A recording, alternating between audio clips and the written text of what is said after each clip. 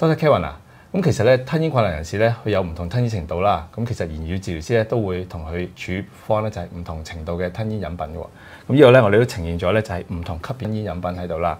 咁呢度分別就係係啲茶嚟啦。咁我知道咧都用咗我哋凝固粉咧將佢浸咗稠㗎啦。咁咧有唔同嘅結度啦。咁不如我哋逐杯試下啦。咁好，左手邊一杯咧應該就係一杯係完全冇落過凝固粉嘅一杯茶啦。咁呢杯茶如果我哋用一啲測試嘅方法，係咪可以去測試到佢係乜嘢等級嘅咧？冇錯，咁我哋咧就係用一個針筒啦，呢個就係特別真係為 ITSI 設計嘅一個針筒啦。咁我哋咧做法就係擺10 ml 嘅飲品落去，咁然後咧就等佢流滴出嚟，滴10 ml。我哋睇下10 ml之後咧剩翻幾多，咁我哋就知道佢個級別係咩嘅。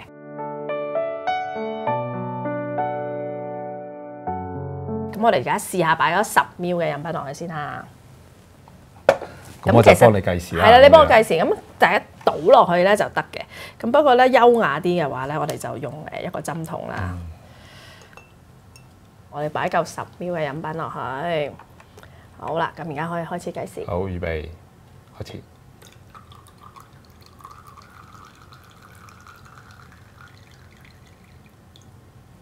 好啦，都唔使10 ml啦。係啊，唔使10 ml。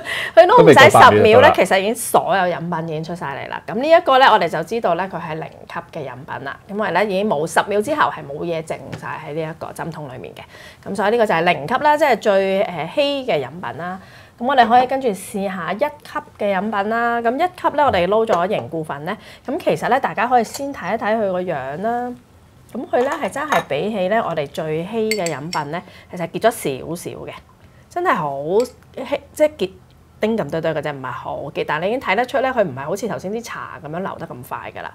咁所以你可以幻想咧，我哋將呢一個飲品又試擺落呢一個針筒做測試嘅時候咧，佢今次應該咧剩翻多啲嘅飲品咧喺咧呢一個針筒裡面㗎啦。我哋又擺翻10 ml 嘅飲品落去啦。咁你又幫我計時啦，10 ml。預備開始。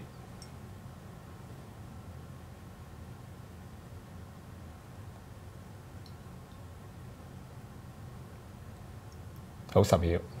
好啦，咁話果然係溝得好好啊！咁你睇下啦，嗱10 ml之後咧，我哋仍然咧係有大概3 ml 嘅飲品啦，剩翻喺呢個針筒裡面。咁我哋咧通常個測試嘅方法咧，就係如果佢剩翻咧1至4 ml 嘅飲品喺個針筒裡面嘅話咧，我哋都係叫佢咧屬於一個1級嘅飲品嚟嘅。咁所以呢個係一個好好嘅1級嘅飲品嘅示範啦。哦，所以呢個針筒就好好啊，佢可以示範到呢個飲品係屬於咩等級喎？冇錯啦，冇錯啦。咁我哋係咪即是越嚟越結嘅時候咧，就我諗就相對地剩低喺個針筒裏邊就會越嚟越多啦。冇錯啦，因為咧佢越結咧就越需要多啲時間先可以流到出嚟啦。咁所以而家呢個2級嘅飲品咧，你見咧又比1級嘅咧結多少少啦，係咪？咁我哋又做測試咯喎。我幫你啊。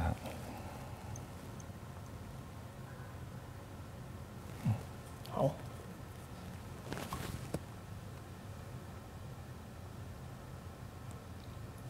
咁我哋又計10 ml。好，預備開始。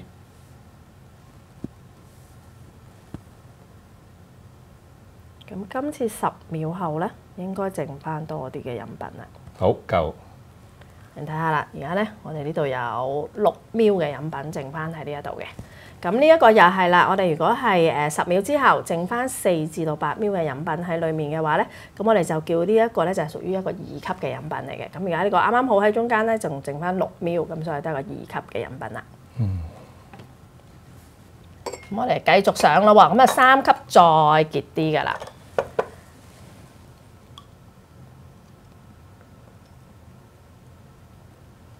咁你發覺吸入去都已經有啲困難嘅啦，3級難咗啦。佢咧已經結好多啦，我哋成日擺翻落去啦。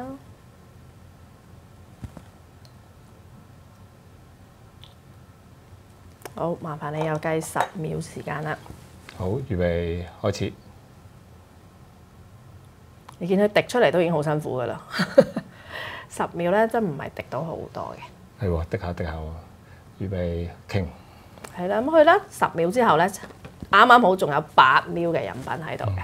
咁咁呢個8ml咧就係我哋如果係3級嘅飲品啦，剩翻8至10ml左右嘅飲品喺裏面咧，都係3級嘅飲品。咁跟住你發覺其實你再結落去咧，佢根本滴唔到出嚟。我再放咧，其實佢都真係唔係好滴㗎啦。咁你話咦，我再擺結啲嘅落去，擺到4級咁結嘅落去，我可能10秒後咧，佢都係10ml嘅飲品喺度。咁我咪分唔到3級定係4級嘅飲品咯。咁所以咧，我哋3級。要做呢個針筒啦，確保佢個唔會太稀啦，咁啊啱啱好8至10ml啦。另外咧，我哋建議咧，去到4級嘅飲品咧，我哋都要做埋嗰個匙羹嘅測試啦。咁就係咧我哋知道佢一定係唔會滴到出嚟㗎啦。嗱，咁我哋見到咧，佢有少少咁鼻涕咁樣留咗喺度咧，佢唔係滴，唔係一路滴出嚟嘅。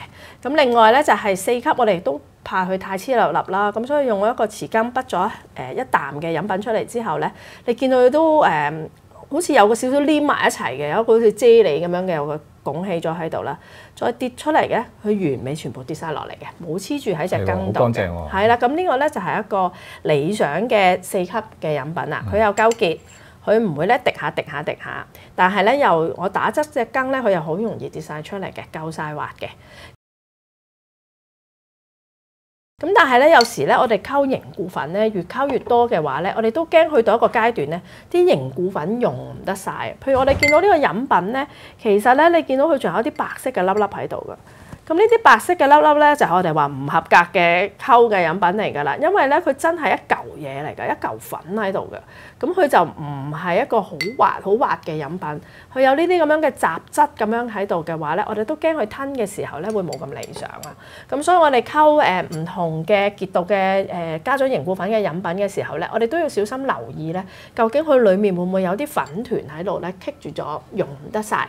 咁如果係嘅話咧，最理想都係要移走咗呢一啲團塊咧，你先至好去俾嗰個患者去飲用啦。甚至乎可能你真係有時太多粒喺裡面咧，我哋真係要溝過一杯新嘅都未定㗎啦。所以我哋搞嘅時候要確保佢哋咧就係真係冇晒團塊喺裏邊啦。冇錯啦，同埋咧睇下你用邊牌子嘅凝固粉啦。有時我哋咧真係你要睇翻嗰個罐嗰個指示咧，佢要3級嘅飲品要溝幾多羹嘅，咁我哋要用翻罐裡面嗰隻羹，又唔好自己攞個第二隻羹落去。咁咧你嗰個溝出嚟咧就會準確啲嘅。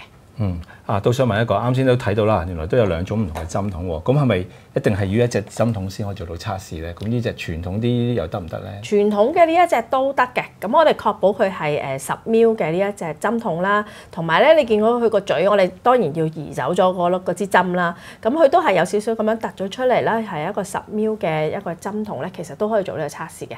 咁如果你要做嘅話咧，到時我哋就要攞走呢個上面呢一個塞啦。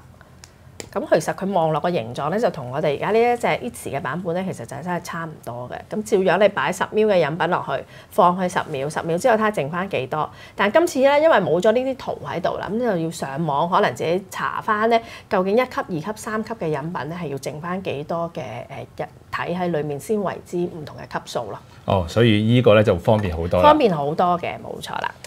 咁好啊！咁今日多謝Kevin你幫我哋講解唔同級別嘅飲品點樣去測試啦。唔該。多謝你。